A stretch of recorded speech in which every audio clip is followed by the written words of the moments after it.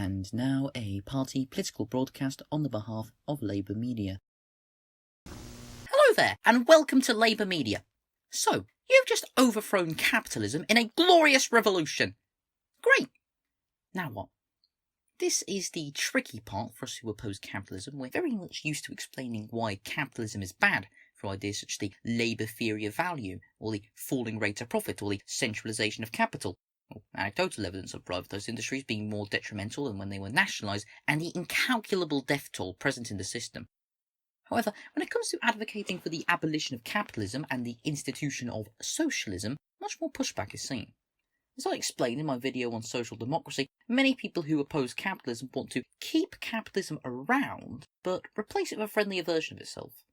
This is because, in many cases, these people have difficulty visualising the end of capitalism, and so they envision a system that regulates capitalism but keeps around the fundamental concept of privately owned industry wherein surplus value, profit, is extracted from the worker by the capitalist through wages. When we speak of replacing the system entirely, you often ask how we would incentivise work without wages. Apparently without wages as they exist in the neoliberal capitalism, we'd need, to paraphrase Churchill, some sort of Gestapo to get anyone to work. However, given that a myriad socialist societies have existed, and given how many unique ideologies comprise the left, there are indeed manifold answers to the question of incentives. Rather than presenting just one of these solutions, today we're going to look into the economic systems of socialist societies throughout history, as well as theories suggested in books such as the Communist Manifesto, Das Kapital, and The Conquest of Bread. Let's begin!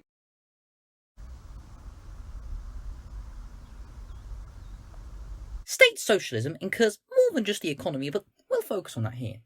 State socialist economies include countries such as Cuba and Vietnam, as well as the USSR when it's existed.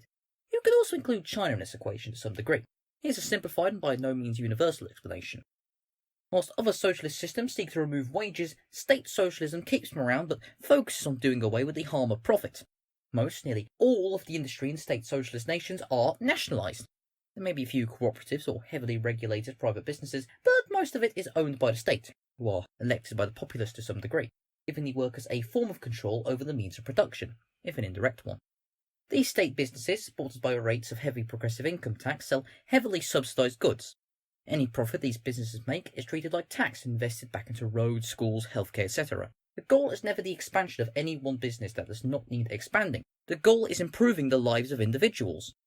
This is the most prolific form of socialist incentive. There's still wages, no basic material needs are provided, but there is no profit motive for any state business.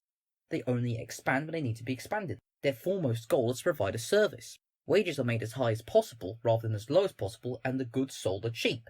There is incentive to work in the form of bettering your own situation or working for the enjoyment of the labour, but the time worked is greatly reduced as it is again a needs-based economy.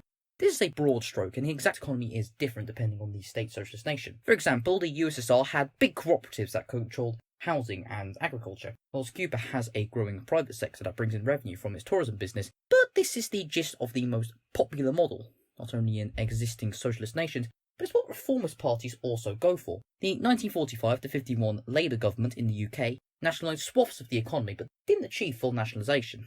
It's certainly my preferred model, but it's far from the only one. There's still more to go yet. You may have heard of this bloke, Richard Wolff. He's an anti-capitalist economist who you may have seen from some videos on the Gravel Institute as well as a series Democracy at Work. Like most of us on the left, he's got his own ideas on how to usher in glorious socialism, that being the promotion of cooperatives as a revolutionary force. Cooperatives, if you don't know, are businesses run by workers. Workers might elect a board of directors or might engage in direct democracy to decide how to run the business and, rather than taking a wage, the workers share the profits. This concept of an economy entirely comprised of these cooperatives goes back to the days of the First International. This idea was known as mutualism, where there is a small state combined with businesses that are all cooperatives. Whilst this is a precursor to anarchism, it still exists today in some circles. However, the idea of cooperativism and market socialism has grown exponentially, as it's a methodology that is peaceful, but could potentially really threaten the status quo through economic warfare with traditional capitalist business. I think this has the potential to be a useful tool if combined with general strikes, but this isn't about its revolutionary potential. It's about the economy. An economy comprised of cooperatives has the incentive of earning profit rather than earning wages, meaning the labourer earns directly the value of what they produce. Does this mean an end to exploitation? Under capitalism, no. The cooperatives that do exist do lessen the exploitation of their own workers, but as long as private businesses exist alongside them supplying them, then there is still exploitation, especially that of poorer nations. Under a system entirely comprised of cooperatives and maybe some state industry, perhaps. Though there's not really the problem of infinite growth due to profit being split between workers, and thus the business does not really need infinite expansion, there's still competition driven by the profit motive. There's still wealth accumulation and the centralisation of capital. I see this as a problem, though not one that is completely irreconcilable. Cooperativism does have more nuances, such as syndicalist cooperatives that are seized specifically by trade unions, or community cooperatives that are run by local community, but this should be the broad gist. Let's carry on.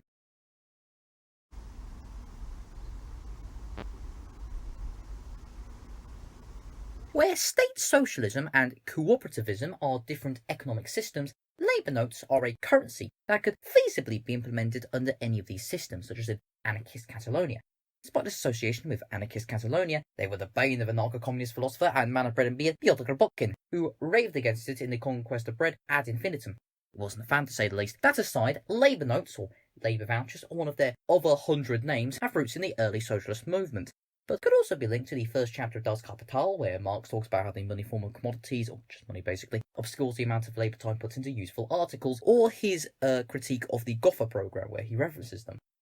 Labour notes correspond to the amount of time worked directly, i.e. 8 hours of labour equates to 8 labour notes. Crucially, these cannot be used to buy capital goods and expire after being used, unable to re-enter circulation. With 1 hour's worth of labour notes, you can buy 1 hour's worth of stuff, so everything you bought with that one labour note collectively took an hour to produce. It's certainly an interesting idea, but in practice most existing socialist states are more likely to use regular currency. Still, the concept of time-based currency that expires after use is certainly an interesting idea.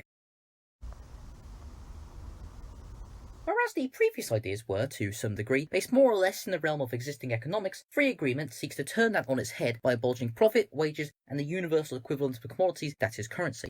This is the system lauded by Pyotr Kropotkin in The Conquest of Bread, and is fundamental to much of anarcho-communism and anarcho-syndicalism. The basic concept is, and I'm again simplifying, having the means of production commonly owned by cooperatives, unions, or some other type of labour organisation, and having them produce goods for free on a voluntary basis. An economy based entirely around mutual aid, essentially. To quote Kropotkin, but what was offered to the husbandman in exchange for his hard toil? Assignats, scraps of paper decreasing in value every day, promises of payment which could not be kept.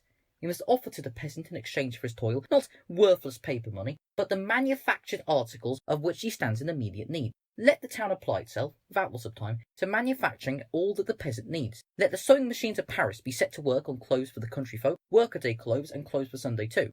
Instead of costly evening dresses, let the factory and foundries run out agricultural implements, spades, rakes, and such like. Send friendly embassies to the country folk and bid them in brotherly fashion. Bring us your produce, and take from our stores and shops all the manufactured articles that you please. Then provisions would pour in from every side.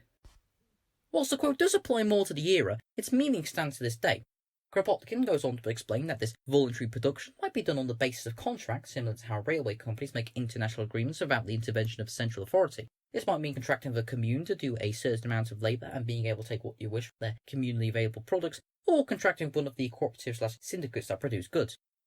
This said hoarding would not be a problem because greed is not incentivised by the system, and it is something that would be faced by social disdain. It might sound absurd on its face in our neoliberal society, but I certainly think it's an idea of a lot of merit, especially given how much volunteerism and mutual aid exist already in our society. We certainly should be strengthening radical mutual aid networks if we want to prove the practicality of socialism. As a Marxist, I do disagree with the idea insofar as it immediately following the revolution. I would advocate for state socialism before having the state wither away, but it's certainly sensible and a possible solution. These are some of the main structures of incentive and economy following the abolition of capitalism. I hope this goes some way to proving that socialism incentivises work and innovation without the authoritarianism it's often accused of, nor would it lead to a society of idlers. Indeed, I don't know how the neoliberal reality of the rich extracting value from the work of the masses and locking up dissidents at home whilst waging endless wars abroad is not any of the above, but that's besides the point. Thank you for watching. I'd recommend reading the Communist Manifesto, Das Kapital, and the Conquest of Bread, as they were the basis for this video. I need to... it creaks again. This chair's too creaky. Alright, anyway, the full transcript for the video is available in the description, as usual. This has been Labour Media. And remember, Labour conquers all.